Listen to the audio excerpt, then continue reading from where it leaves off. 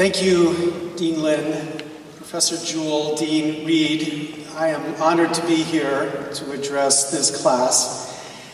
As Professor Jewell described, I'm a professor of law at Harvard, and I run the university's Edmund J. Safra Center for Ethics. That's why my head is so big and my head doesn't fit in one of these hats, so I don't actually have one on today. At that Center for Ethics, we study corruption. But I don't mean Rob Blagojevich or Randy Duke Cunningham kind of corruption. I'm not talking about criminals violating the law. Instead, corruption as in improper influence. So think about a doctor taking money from a drug company and then sitting on a panel that reviews that company's drugs. Not illegal, if disclosed, not unethical, but nonetheless an influence that leads many to wonder whether it is truth or money that led the doctor to approve those drugs. Or think about an academic taking money from a telecom company and then giving testimony before Congress that just so happens to serve the interest of that telecom company. Nothing illegal about taking that money, if disclosed, nothing unethical about taking that money, but an influence that leads many to wonder whether it was truth or money that led the academic to speak in favor of that company. Or think about just about every member of the United States Congress taking money from the interests they regulate, whether Wall Street banks or coal companies, insurance companies, big pharma, and then regulating in a way that makes life great for them while making life for the rest of us not quite so great.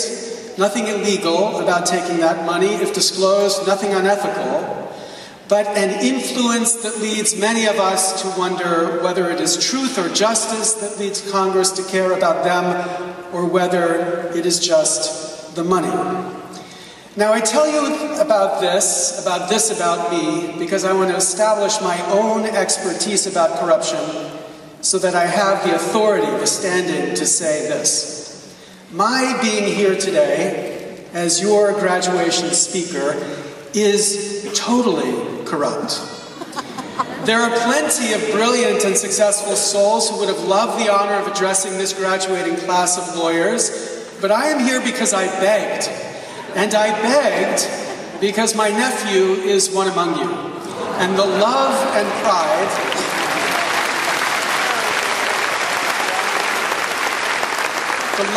pride that I feel for him led me to do something that I have literally never done in my whole life, asked to speak at some place. And that in turn has led your law school to do something no law school has ever done before, granted me an honorary degree and allowed me to speak to a graduating class. And this is all, I suggest, deeply corrupt. I'm expert and I can prove it, and the only question now is whether I can dig myself out of this hole, this corrupt hole, and make something useful, maybe even virtuous, from this sin of corruption. Now, I take it that's something many of you know something about, digging yourself out of deep holes. I tried to find the tuition of Atlanta's John Marshall Law School on its webpage, but all I could find was the cost per credit hour, $1,128. And because I'm a lawyer, there's absolutely no chance I would know how to multiply $1,128 by the number of credit hours that it takes to graduate, but I take it that's a big number. And I take it as well that most of you have had to finance that big number with even bigger loans, which, when they're paid off with their even bigger interest rates, will be a really, really big number. Way beyond the capacity of a mere lawyer to calculate, but I'm sure some of you know waitresses who could calculate it just fine. So suffice it that you leave this place with a great deal that you owe others, yet with a degree in a profession that too many have much too little respect for. Indeed, let's be frank. A degree in a profession that many think is itself just corrupt. That just like the doctors or the academics or the members of Congress that I spoke of at the start, a profession that many believe has lost its true north, that cares too little about the justice it was meant to serve and too much about the increasing wealth it increasingly defends. Now, many of my students feel this corruption every single day of their working life. They came to law to study and do justice. They left law school to work in ink law. Ink as in incorporated, as in the law for corporations. Now, no doubt that is an honorable and important part of our profession, but for many of them, this isn't the law they imagined when they came to law school.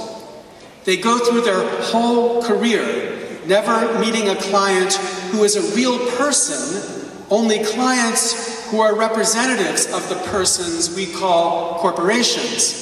And while I know there are many who are convinced that corporations are persons, as I once saw on a sign at a protest, I'll believe corporations are persons when Texas executes one of them. Now, my point is not to criticize ink law. Ink law helps create wealth, it helps protect wealth, it gives great innovators a chance to bring their innovations to market. Instead, my point is to emphasize the importance of the other part of law. Not the ink part, but the people part, the person part, or the real person part.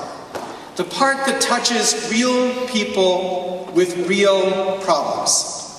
The part that keeps a family in their home against an unjust demand for eviction, or that enforces a simple contract with a bank to supply credit for a coffee shop, or that protects a woman against her abusive husband, or that forces an insurance company to pay on a claim they rightly owe, or that defends a child in a foster home against the neglect of a distracted state.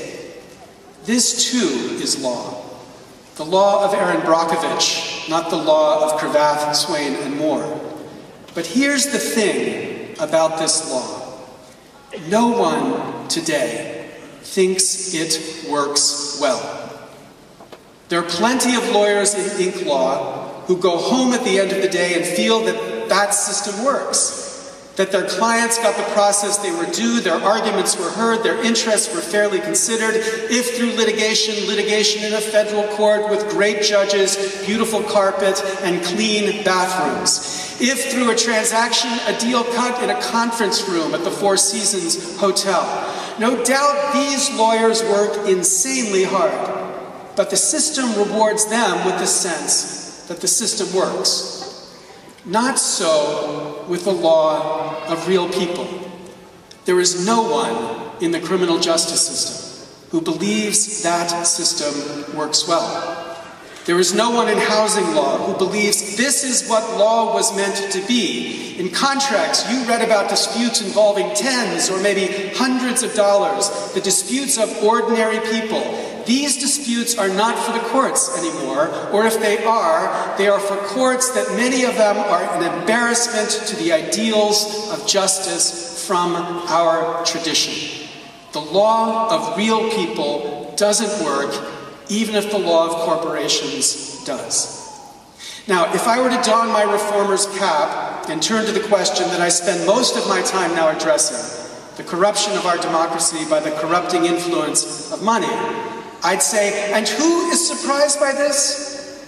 In a world where 0.26% of Americans give more than $200 in a congressional election, where 0.05% max out in any congressional campaign, where 0.01%, the 1% of the 1% give more than $10,000, or where 0.000063%, 196 Americans give more than 80% of the Super PAC money spent so far in this election, who could be surprised that it is the law for the rich that works and the law for the rest of America that doesn't?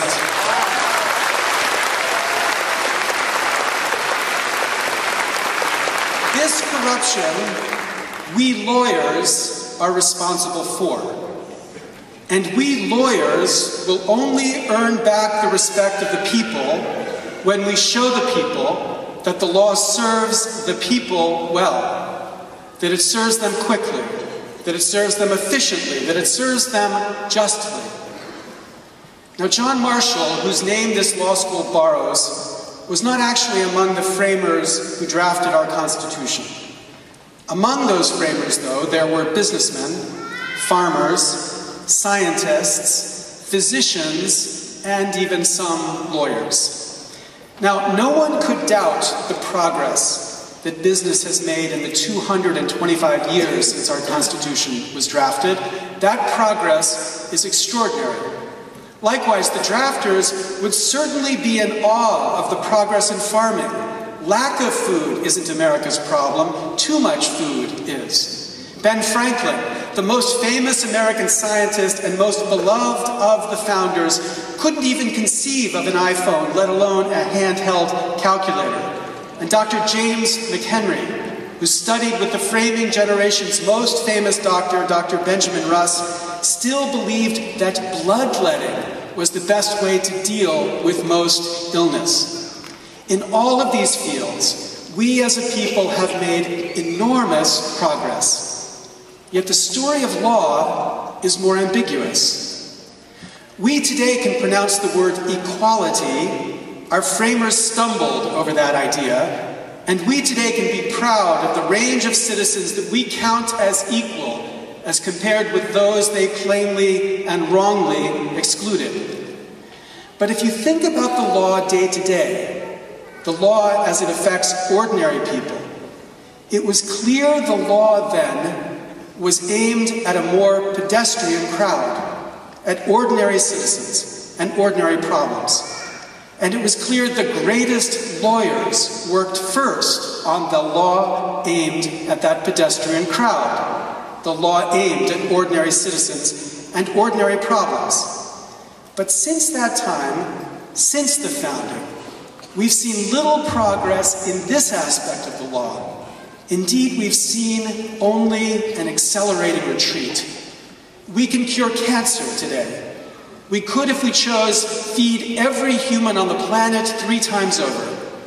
But we can't give an ordinary citizen an easy and efficient way to protect her rights. Courts are less open today than they were then to the small claims, small in the scale of things, not in their importance to those who bring them. Courts are less relevant to most Americans. The law has convinced most Americans that the law is for the rich, except for that part of the law that involves the prisons. Now we, all of us, have a duty to fix this, to repair this, to make it better. We, lawyers in particular, have that duty. And we make it better by practicing it better. By practicing the law of real people, and through that practice, making that law better. Now, when my nephew told me he wanted to give up his career in journalism and his career as a professional race car driver to become a lawyer, I was skeptical. I got the giving up journalism part, but giving up being a race car driver? But more importantly, I was skeptical because I'm not convinced we actually know anymore how to do this law stuff well. How to do it in a way that should make us proud, and to give others a reason to be proud of us. But as I watched him grow through his years at this law school, I recognized that my skepticism was just wrong. Never more than the day when he told me he was thinking of simply hanging up a shingle after he left Atlanta's John Marshall Law School and practicing the law of real people.